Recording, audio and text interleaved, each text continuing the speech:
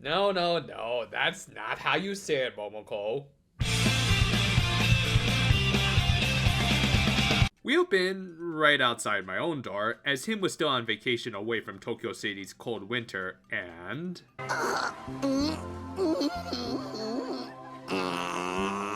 I swear this isn't Frieza Yaoi. Nah, of course, he was still frustrated over his loss to the Edo Girlz, and took out his frustrations on the pool patrons. They also did a bit of a lengthy recap here, though considering the Sakuga we're going to be getting in this episode, I'll forgive a little filler here and there. In fact, Crab Hand seemed like he immediately wanted to deliver on the goods. No,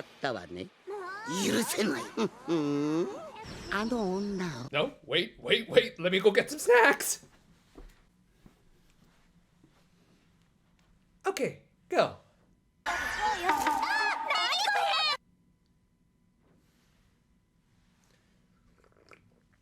You evil bastard, you.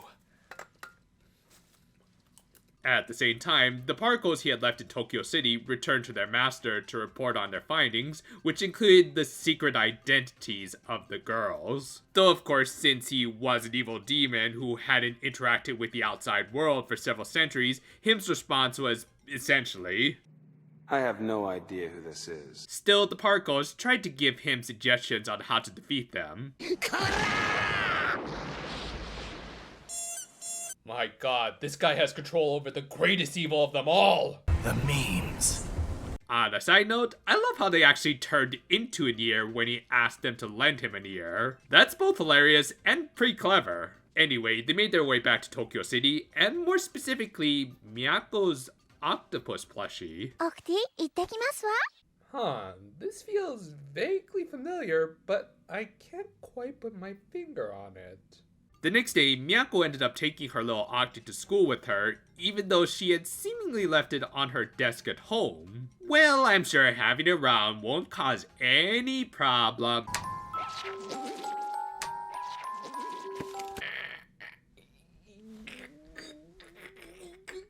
But yeah, the little plushie had been possessed, and as a result, this nice little bit of animation of Momoko vaulting was kind of spoiled. Though on that note, the animation throughout this episode was pretty damn amazing. Most of the credit for this should go to this episode's animation director, Yoshikazu Tomita, who was also responsible for giving us the show's excellent transformation sequences. And in my opinion, he deserves a lot more work because, as far as I can tell, this is his only full-on animation director credit. In general, they seem to bring him in mostly for key animations on openings and some extremely dynamic action scenes. And while his style does sometimes result in exaggerated proportions for the sake of a smoother frame rate, he still manages to throw in a ton of detail and personality. I mean, just look at some of these expressions. And if the show already has a unique, exaggerated art style like this, or especially One Piece, then it all ends up working out perfectly, really. Plus, as seen earlier, he is a definite man of culture. Thus, it really is just a pity I can't talk about him more.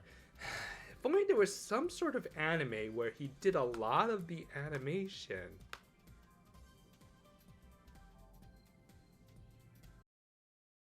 Anyway, they later found Momoko's missing fabric in Miyako's sewing kit. Hey, at least give credit for cutting out a heart even that cleanly in what I'm assuming is cotton fleece. And to add more fuel to the flames of dissension amongst this team, the two had discovered their lunches had been eaten, and the only one who had eaten early that day was Kaoru. Though of course, the real culprit was a certain cephalopod plushie. Yeah, this is feeling really familiar, but what is it? Oh, I know! The ripping off that Jeremy Sharp episode from last week!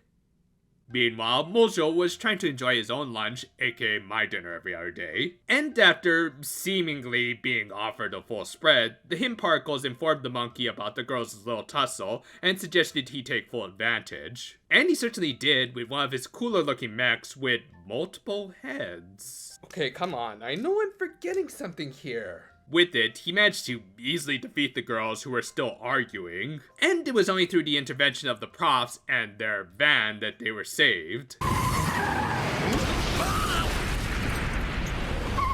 What, didn't you know most Volkswagens are missile-proof? With the girls out of the way, Mojo took to the mayor's office to take both his position and his secretary. And like a true politician, he immediately started to abuse his position and managed to shut down the Utonium labs. Yep, it was another one of those episodes where things were feeling really grim, though at least this one felt a lot more legit than a siege that kind of went nowhere. And it seemed like Mojo had completely won, but...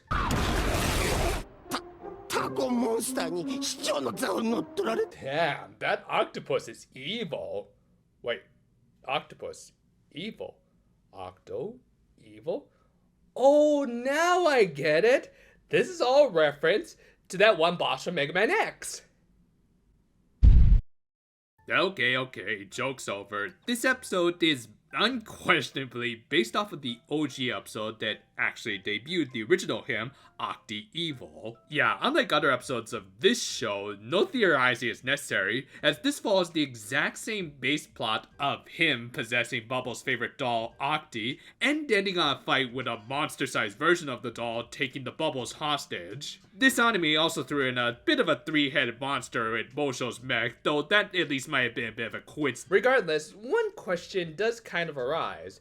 Should I compare these two, and how much of them should I compare? I mean, there's no questioning that they have an identical basis, but this one does have to diverge significantly as they kind of have to focus on other things due to these girls being a little different than these. Well, I think we should save those sorts of discussions for the closing thoughts. Anyway, the girls woke up at the Utonium lab and resumed their arguments. Thankfully though, Peach cut them off and informed them about the giant tentacle monster who had taken Miss Bellum hostage, and did I mention Tomita's fondness for thickness? My man! Anyway, just seeing the giant Octi, the girls managed to piece together that he, and more specifically him, Hey, pronouns again! was the perpetrator behind everything that day. Thus, rather easily, they just kinda put aside their arguments and rescued Miss Bellum. Yeah, on the one hand, I am glad that they didn't stretch out their bickering more than necessary, though I will also admit they did forgive each other a little too easily. So, kind of thankfully, this was a little balanced out when Miyako was taking Bellum's place and her friends were forced to relieve their arms. It's just a nice little bit of camaraderie between the friends, showing that they have indeed fixed their bonds. However, that wasn't going to take care of the giant evil plushie that was currently strangling them, so what could they do?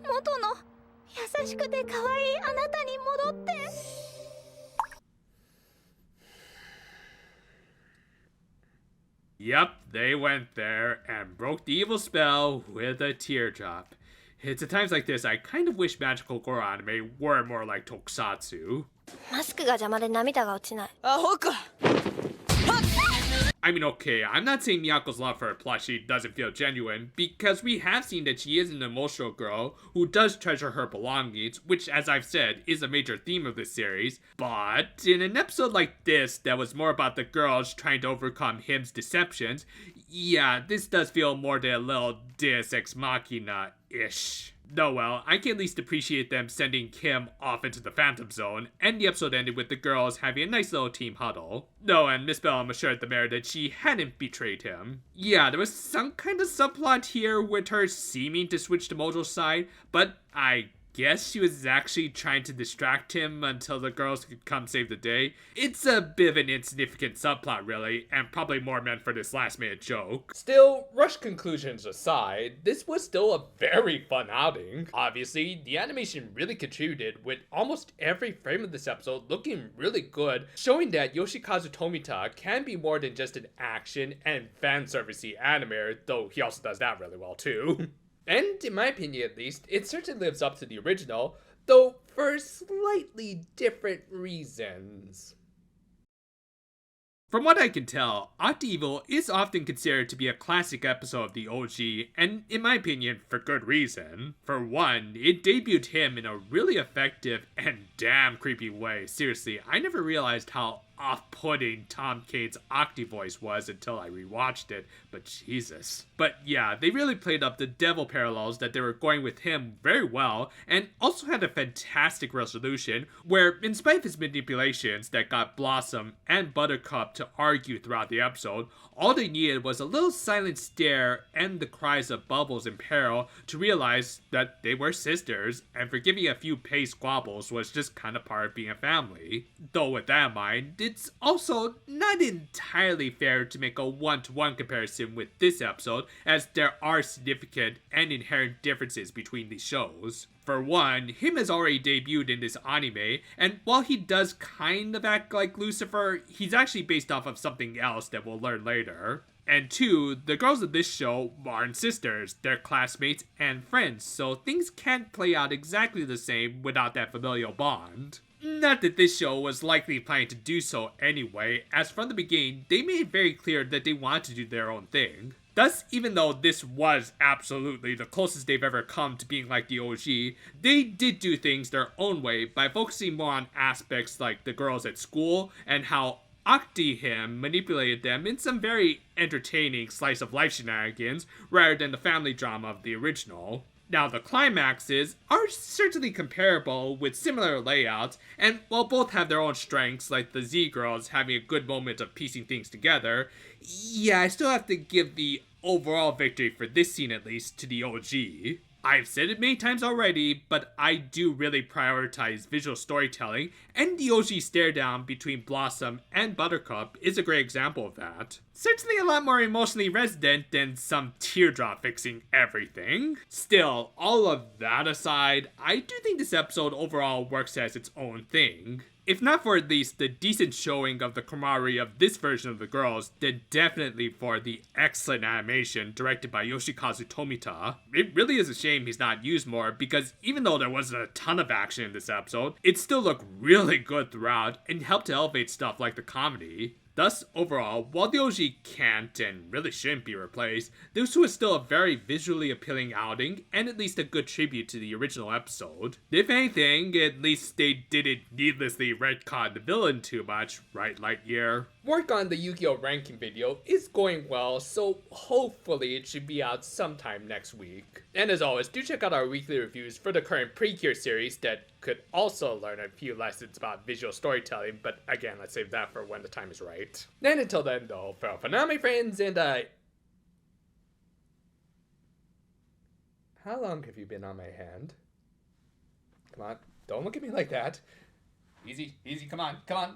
Oh, no!